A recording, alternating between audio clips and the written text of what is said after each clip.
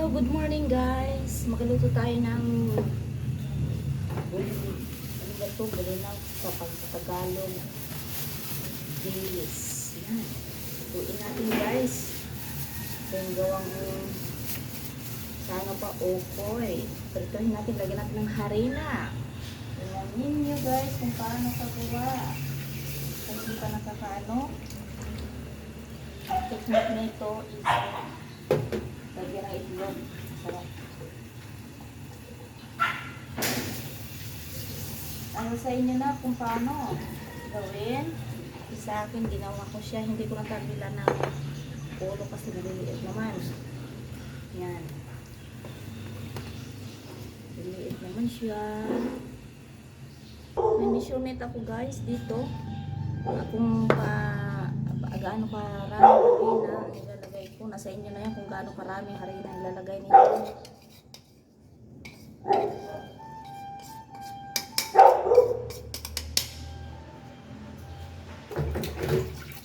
So, ito, 1/4 lang itong ano na ito, bulinaw. Ay, dilis sa tawagin sa Tagalog. Lagyan mo ng itlog. Isang itlog lang, nilagay ko. Tapos isunin. Siyempre, lagyan natin ng seasoning. Lagyan ko ng seasoning guys. Seasoning pa mamaya. Kunti lang. Sarap ko ito. Isayin nyo na kung paano ang timplahan ito.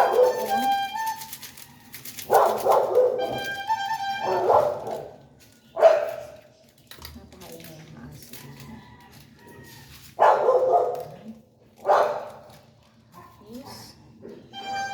Salt, asin.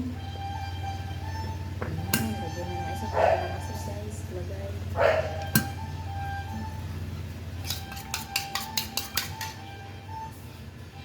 Okay guys, lagay ko na yung isilbing tubig na ito. Ito na ang itlog. Ayan, lagay na. Haluin lang siya. Mikos lang guys. Mikos. Tapos lagay ko ng harina. 3/4 ng harina ito yung lagay ko. May measurement ko guys.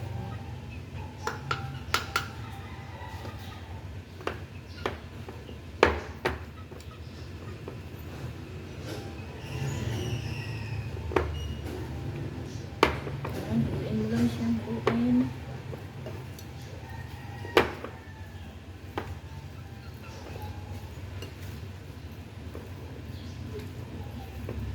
Kita ninyo guys.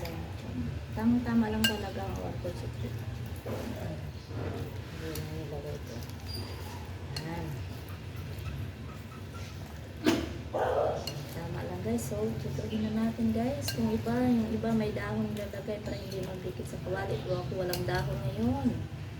Wala akong dahon nalagay. Malayo ang dahon dito. Yan. So, magluto na tayo guys. Sabihan na natin ang ating sala na maliit. Hina lang mga apoy nito guys. Painitin mo na ang kawali. Lagyan natin ng paminta konti. Yan.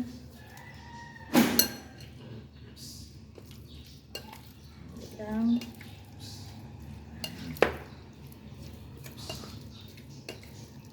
Tingnan natin. Okay guys, mainit na ang ating kawali. Lagay na natin.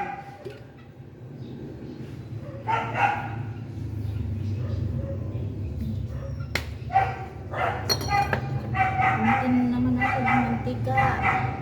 Hinaan natin ang apoy. Tapos lagay na natin ang ating dilis. So, ilagay na natin siya sa mainit na kawali. Ganyan lang siya. Marami ang ating ilalagay.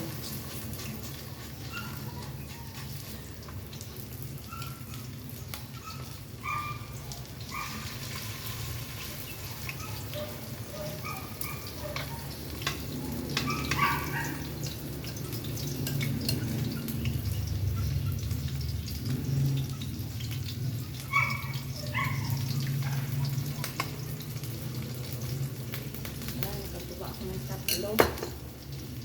Kaya dito na. Tingnan natin. Medyo matagal ko guys. Kasi pinignan natin mga ako.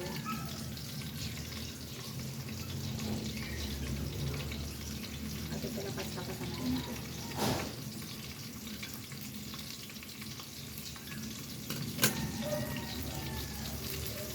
Atin na, balik ka rin guys. Tama-tama lang siya oh. Ito siya. Ayan. Tama lang siya. Talaga siya sa isip-isip lang.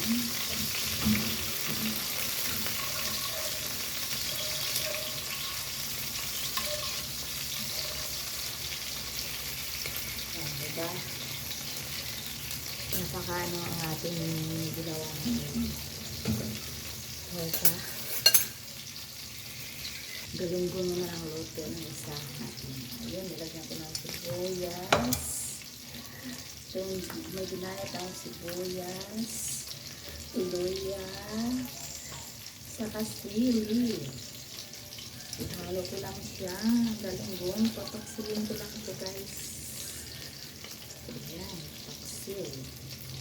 Ayan, paksil. Lagyan ko na sopa, minta.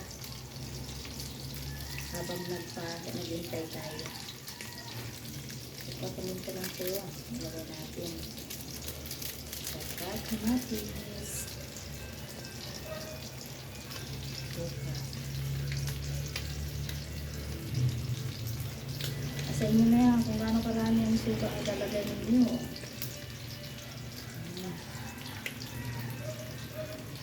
Tapos, lagyan natin ng pangpasarap. Yan. Kung pinasin lang guys ilagay, baka mag-aalat naman.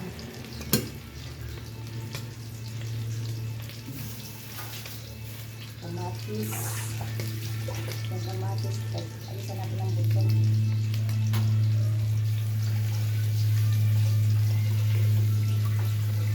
Hinihimay ko lang siya guys, ang kamatis, para matulog masyado.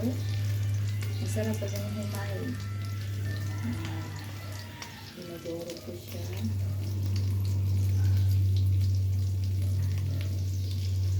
Tapos, lagyan ang sikreto. Lagyan natin ng mantika. Ayan.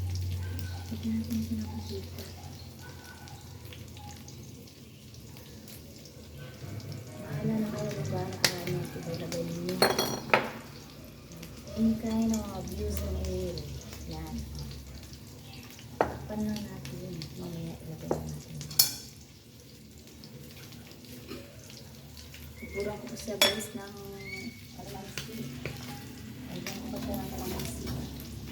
Para masarap talaga. Dalawang kalamansi. Lotong Iloilo guys. Kalamansi. Daan ko ng kalamansi. Dalawa.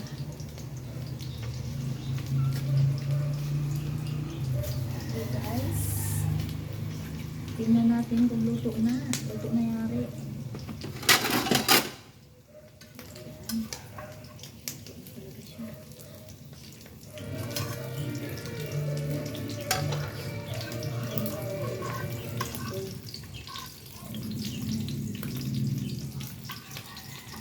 Lakas-lakasan yan. Siguro natin ang ating apoy na hina.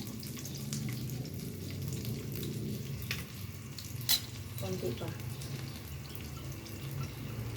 Ito na ang isa.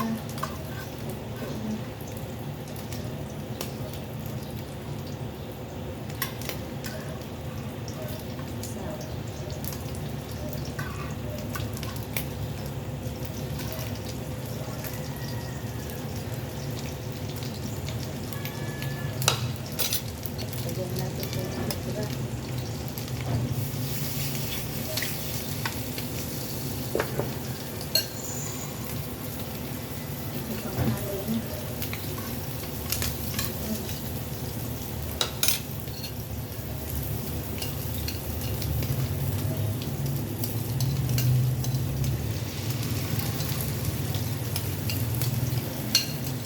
Inutin natin ito sayang.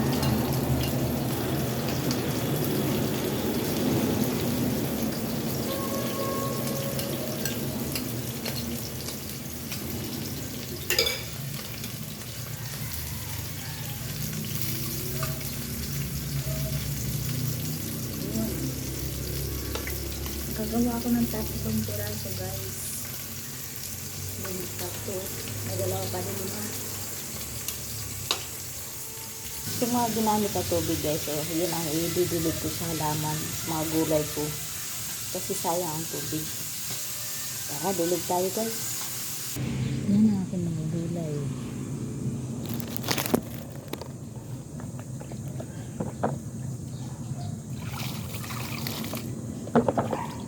Yan. Ito ang tawag na alugbati.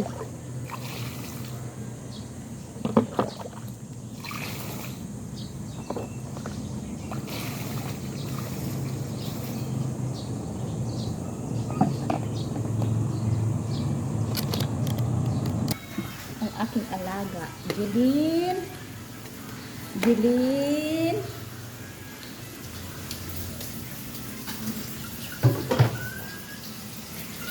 Guys, madali na maluto. Luto na guys. So, ilagay na natin yung sinakso ko. Isda. Ilang minutes lang guys yan. Para maluto. Madali lang ito maluto pag paksi. Minon ba? Sa Bisaya. Maluto na siya eh. Habang nagluluto guys, naglugas ako ng plato. Yan. Wait lang ha. Okay guys, luto na siya guys. Sarap. Thank you for watching. Bye bye.